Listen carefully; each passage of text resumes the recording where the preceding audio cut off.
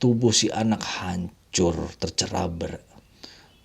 tubuh si anak hancur tercerai berai.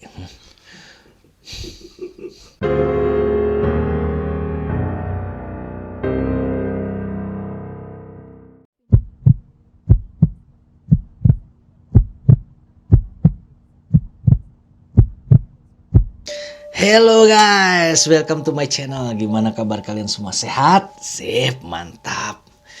Kali ini guys, gua mau cerita tentang kisah seram urban legend. Jadi kalau urban legend itu kan kisah rakyat ya. Kisah rakyat yang dipercaya bahwa cerita itu benar gitu. Memang urban legend ini tidak dapat dibuktikan sebenarnya kebenarannya gitu. Faktanya itu benar-benar terjadi atau enggak, seperti itu sebenarnya tidak ada orang yang tahu gitu. Cuman sebagian besar masyarakat itu sangat mempercayai dan sangat meyakini yang namanya kisah-kisah urban legend. Kali ini gue mau mengangkat kisah urban legend dari Jepang, namanya Himuro Mansion. Himuro Mansion ini bercerita tentang sebuah keluarga, namanya keluarga Himuro. Jadi keluarga Himuro ini adalah keluarga penganut kepercayaan Shinto kuno. Shinto kuno itu adalah agama Jepang ya. Dia berasal dari Jepang asli dan sampai sekarang masyarakat Jepang itu sebagian besar menganut agama Shinto. Pada masa itu keluarga Himuro ini adalah penganut Shinto kuno. Jadi Shinto kuno itu sepertinya beda lagi gitu ya. Sebelum Perang Dunia Kedua itu masih disebut Shinto kuno. Di Shinto kuno ini mereka itu ada sebuah ritual yang dilakukan setiap 50 tahun sekali. Ritual itu bernama Strangling Ritual. Jadi si ritual ini dalam pelaksanaannya dia harus mengorbankan nyawa seorang anak perempuan. Dan anak perempuan ini itu harus diambil dari keluarga yang melakukan ritual tersebut. Misalnya keluarga A mau mengadakan ritual itu, dia harus mengorbankan anak yang berasal dari keluarga dia sendiri. Keluarga B demikian juga harus keluarga mereka sendiri. Jadi menurut keyakinan mereka, ritual strangling ini itu ritual yang dipercaya dapat menyelamatkan mereka dari segala mara bahaya, baik dari gangguan makhluk halus atau dari gangguan manusia yang sebenarnya gitu, atau perampokan, pencurian seperti itu. Jadi keluarga yang melakukan itu bakal aman selama 50 tahun ke depan. Kan ritualnya tiap 50 tahun tadi kan. Demikian juga dengan keluarga Himuro. Jadi salah satu syarat dari ritual strangling ini bahwa anak yang dikorbankan itu haruslah anak yang suci, anak yang murni. Dalam arti suci murni itu adalah dia tidak tercemar masalah duniawi. Dia itu tidak mengerti masalah cinta. Dia tidak mengerti masalah emosi. Jadi anak yang benar-benar polos gitu. Terus bagaimana cara kita mendapatkan anak yang murni suci seperti itu gitu kan susah ya. Nah, caranya si keluarga itu harus memupuk si anak. Maksudnya tuh dia mengambil seorang anak perempuan dari bayi, dari benar-benar bayi baru lahir, disimpan di sebuah kamar khusus. Ada di mansion Himuro itu ada kamar khusus hingga si anak sampai tumbuh dewasa, sampai remaja, usia remaja. Pada saat usia remaja itulah saat ritual dimulai. Jadi di rumah Himuro Mansion ini di sebelahnya kan ada kuil ya. Jadi setiap penganut Shinto kuno itu biasanya satu rumah itu di halamannya sebelahnya ada kuil gitu buat pemujaan agama mereka seperti itu. Si gadis dikeluarkan dari kamar isolasi setelah remaja nih. Kemudian diseret keluar, diikat kedua tangan dan kedua kaki dan kepala itu diikat. Setelah diikat, semua itu 5 bagian diikat. Setiap ujung tali itu diikatkan kepada seekor sapi atau kerbau. Jadi di tangan satu sapi, di tangan satunya begitu kaki dan kepala. Setelah diikat, itu binatang-binatang itu secara bersamaan dikagetkan. Bras! Langsung kan lari ya, binatang tuh kaget terus lari. Kejadian selanjutnya udah ketebak. Tubuh si anak hancur, tercerai-berai jadi 5 bagian. Tangannya putus dua-duanya, kakinya putus dua-duanya, kepalanya putus. Putusnya ditarik. Aduh, gak kebayang kalau ditarik itu kan gak langsung putus ya. Ditarik itu modot dulu, tau gak? Modot, melar dulu, kelas gitu. Serem banget. Aduh, kalau ngebayangin gak tega. Kalau saya yang ngebayangin itu apa coba? Perasaan orang tuanya itu loh gimana gitu loh. Dari awal dia itu mau dikorbankan, berarti kan dari bayi udah diambil kan. Itu gimana perasaan kedua orang tuanya ya. Udah gitu setelah anak gadisnya tumbuh remaja, si bayi dia tumbuh remaja itu terus dikorbankan dan ditonton. Ikut nonton gitu, orang tuanya diikat, itu prosesnya. Aduh guys, itu gak kebayang. Jadi setelah putus itu semua anggota badannya jadi 5 bagian. Kan di tiap tali itu kan nyangkut ya anggota badan yang ditarik tadi kan. Misalnya tangan itu nyangkut di talinya itu kan, kaki juga nyangkut, kepala juga nyangkut. Nah, di bekas-bekas tali itu kan berlumuran darah tuh, bekas darah si gadis. Itu diikat di tiap pintu dan jendela Himuro Mansion. Jadi tujuan semua ini adalah itu, tali itu biar bisa diikat di jendela sama pintu, karena tali itu yang bakal mencegah datangnya mara bahaya, serangan makhluk gaib dan serangan orang-orang jahat. Seperti itulah kejamnya ritual dari Shinto kuno ini ya. Hingga setelah kejadian itu 50 tahun kemudian, ritual ini kembali dilakukan oleh keluarga Himuro.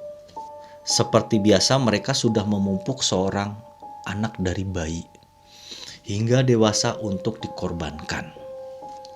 Dia ditarik keluar dari kamar isolasi. Setelah itu dibawa ke kuil yang di sebelah rumah tadi kan, diikat tangannya.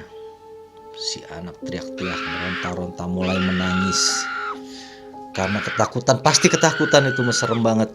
Diikat kedua tangan, kedua kaki, sama kepala. Kemudian diikatkan ke sapi setiap bagian dari tali kan. Si anak meronta-ronta sampai satu kejadian tidak terduga terjadi.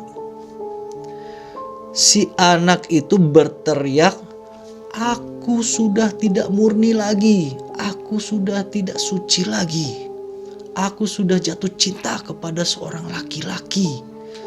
Jadi si anak remaja ini melihat laki-laki, melihat seorang pemuda ganteng gitu ya, itu lewat sebuah jendela yang ada di kamar isolasi. Jadi mungkin insting seorang perempuan ya, kan dia diisolasi terus dari bayi, gak pernah bersosialisasi, gak tahu namanya cowok ganteng, mungkin begitu. Karena tiap hari ya ketemunya ya keluarga dia lagi, mungkin seperti itu ya. Jadi dia melihat cowok ganteng, terus insting seorang wanitanya itu timbul gitu. Wow, ganteng banget nih cowok gitu, mungkin begitu ya. Jadi dia yang merasa udah mengenal dunia luar, mungkin seperti itu. Nah, pada saat ritual itu, setelah tangan kakinya diikat semua, dia itu saking takutnya dia teriak-teriak itu, "Aku sudah tidak murni lagi, aku sudah tidak suci lagi, aku sudah mencintai seorang laki-laki." Di situ kan ada salah satu yang dituakan ya, disebutnya kepala keluarga Himuro itu. Dia yang bertanggung jawab atas ritual ini. Mendengar teriakan dari si gadis, dia kaget, langsung stres. Hah? Ritualnya bisa gagal? Dalam pikirannya mungkin seperti itu. Tapi karena memang sudah waktunya melakukan ritual dan tidak bisa diulang, mendidik bayi lagi gitu kan, akhirnya ritual tetap dilakukan. Si gadis kemudian disiksa ya, bisa dibilang disiksa ya, disiksa langsung mati, tapi ditarik sama binatang itu hingga mati. Setelah selesai melakukan ritual, itu si kepala keluarga Himuro ini itu merasa tidak puas. Jadi dia merasa kecewa. Ritual ini cacat. Dia berpikir bahwa ritual ini sudah tidak sempurna.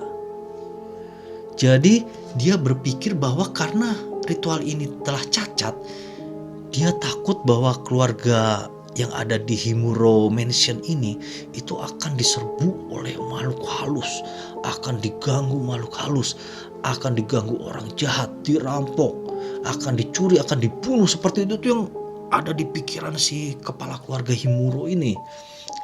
Tiap hari dihantui oleh pikiran itu. Sampai dia akhirnya stres sendiri. Dia stres. Dia berpikir kemudian untuk menghabisi seluruh keluarganya sendiri agar mati dan tenang di alam lain. Itu pikiran si kepala keluarga Himuro ini. Gila juga ya, orang gila ini. Kemudian pada saat malam hari, si kepala keluarga Himuro ini menyiapkan sebuah katana. Katana itu senjata tradisional Jepang itu yang berupa pedang panjang itu. Dia hunus sebuah katana. Satu persatu keluarga dia dihabisi semua, dibantai semua. Buat. Sampai tidak ada yang tersisa. Semuanya mati di rumah Himuro Mansion. Terakhir dia melakukan bunuh diri. Dia melakukan harakiri dengan menusuk perutnya sendiri. Sobek. Set. Matilah dia. Hingga sejak peristiwa itu, di rumah Himuro Mansion ini telah ditempati makhluk-makhluk halus atau hantu-hantu yang menyeramkan.